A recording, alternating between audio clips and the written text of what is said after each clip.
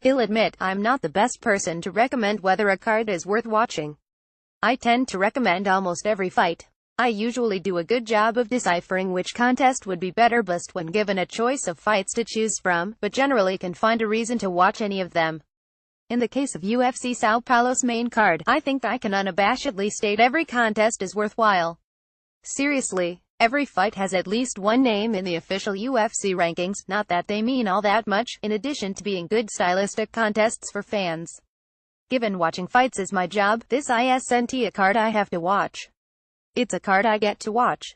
The main card of UFC Sao Paulo kicks off on FS1 at 1000 p.m. ET 700 p.m. PT on Saturday. Pedro Munhoz 142, 1NC vs. Rob Font 142, bantamweight. In today's MMA world, you rarely see the classic striker versus grappler contest anymore. This bout isn't quite on par with the formerly common contests, but there is some on that dynamic as one fighter would clearly prefer to stand and trade while the other would rather see the fight hit the mat. With finishes in each of his 4 UFC wins, Font has developed a reputation as a striker to be feared at 135. He possesses power that belies his lanky 58 frame, winging powerful hooks with surprising accuracy given the power in which he throws them. Should opponents try to get inside of his 71 reach, Font is happy to tie them up in the clinch, burying knees into the body with devastating results. He's also added a step and knee that has produced good results thus far. Perhaps the only thing holding Font back from being a complete striker is that he has yet to fully utilize his long reach with a consistent jab, but if he ever does, look for Font to rocket up the rankings in a hurry. For the record, that jab has been coming along nicely. Munhoz is better known for his BJJ accolades, but he's far from a chump on the feet. He puts together good punching combinations, hard leg kicks, and possesses a bit of pop in his punches too. What limits the Brazilian is something that can't be fixed: a minuscule 64 reach. Munhoz takes good angles to avoid getting pieced up too badly, but he often can't help but take a bit of damage in the process of getting in his licks. Actually, he takes a lot of damage.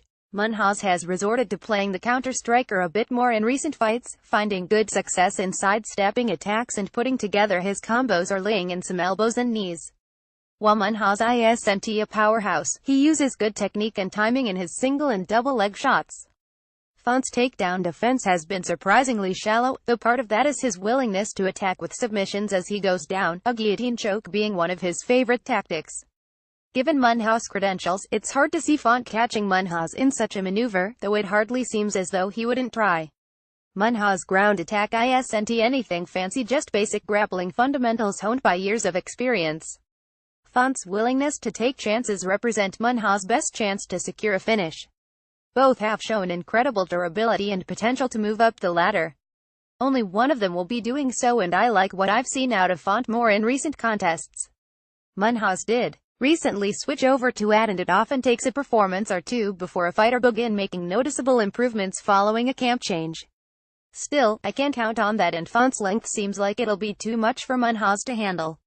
Font via decision. Francisco Trinaldo 215 vs. Jim Miller 2810, 1NC, lightweight. A fun fact worth mentioning: Trinaldo and Miller are both on the Fight Matrix list of longest winning streaks in UFC history, with 7 wins apiece. It could be stated they are the most unlikely names to appear on the list, tied with the likes of Conor McGregor, Cain Velasquez, and Chuck Liddell. Who would have thought? Most fans know who Miller is given his memorable contests with Joe Lauzon twice, Anthony Pettis, and Dustin Poirier. A fixture in the division for nearly a decade, Miller experienced a resurgence in his career once it was discovered he was suffering from Lyme disease following his loss to Diego Sanchez in March 2016.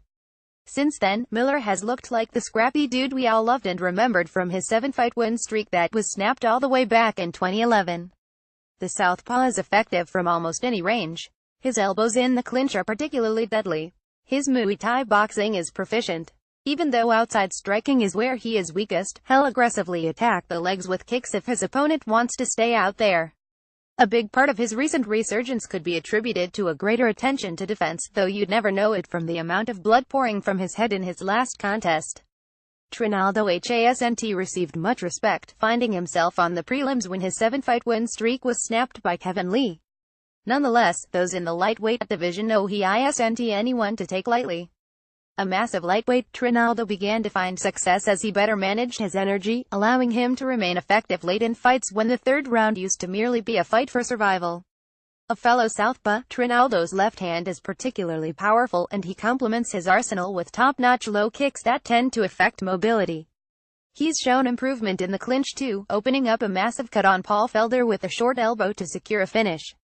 The ground game bears watching with these two, as both have shown weakness in submission defense from time to time. Miller's is largely due to his aggression on the ground, constantly looking for his own sub whether he is on his back or in the top position, whereas Trinaldo has struggled with more athletic opponents. Miller isn't that type of opponent, but his savvy has caused the likes of Charles Oliveira and Fabricio Camos to tap out, two noted submission grapplers. Neither are particularly renowned for their wrestling either, but Miller times his shots well while Trinaldo does an excellent job catching kicks. This contest is my favorite for FOTN.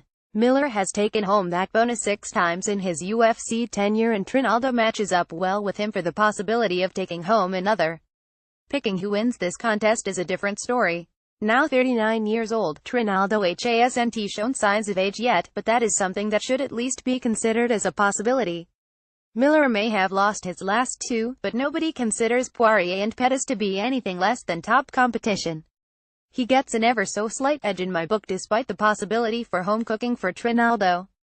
Miller via decision. Thiago Santos 155 versus Jack Hermansson 163. Middleweight. When Hermansson came into the UFC, most expected him to be yet another middling middleweight in the most middling of divisions. Things started out as expected when he opened his UFC career 11, but his last two performances have completely defied expectations. Known primarily as a stance-switching outside striker who relies heavily on his jab, Hermansson has changed the narrative in his last couple of bouts. Showing much better timing on his takedowns, Hermansson took his last two opponents down minutes into the contest and pounded them out with brutal ground and pound. Given the danger Santos poses on the feet, it would be wise for Hermansson to utilize that strategy once again. Santos is still vulnerable to the takedown, but he does make his opponents work to get him down, often making the vicious elbows for the attempt. Plus, he's also quick to get back to his feet should he hit the mat. Though his outside striking, highlighted by his lightning-fast round kicks to all levels, are still the foundation of his attack, he has shored up his pocket boxing to the point that his mid-range game is no longer a glaring weakness. There aren't any mysteries to this contest. Santos wants to keep things standing while Hermansson will look to get it to the ground as soon as possible, kind of like the Font Munhouse contest. Hermansson hasn't exactly been facing wrestling gurus in his last two appearances, making it questionable just how much he has truly improved in that department. Then again, Santos was taken down by Gerald Meerschaert several times. Meerschaert may be crafty, but he's also one of the least physically imposing members of the division. What swings me in favor of Santos has been Hermansson timing his takedowns off his opponent's attack. The speed in which Santos throws his kicks makes that a very dangerous proposition. Otherwise, Hermansson will be looking to outpoint Santos on the feet. Should he try to do that, he's likely to go to sleep early.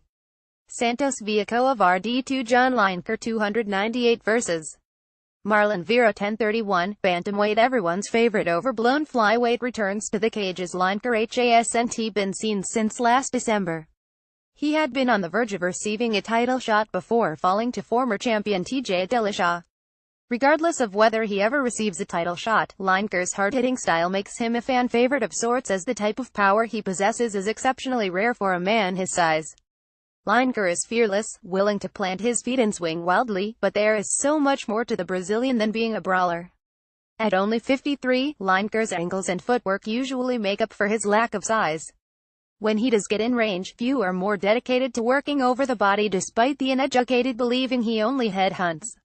None of that is good news for Vera. A product of the first season of Tough Latin America, Vera has improved by leaps and bounds since making his home in the States and getting proper training.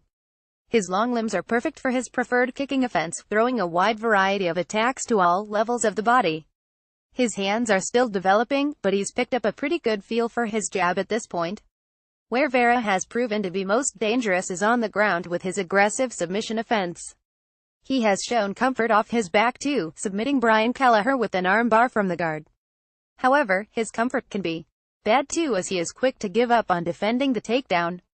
Lineker may not be known for his wrestling, but he is known to hit the occasional change of pace takedown.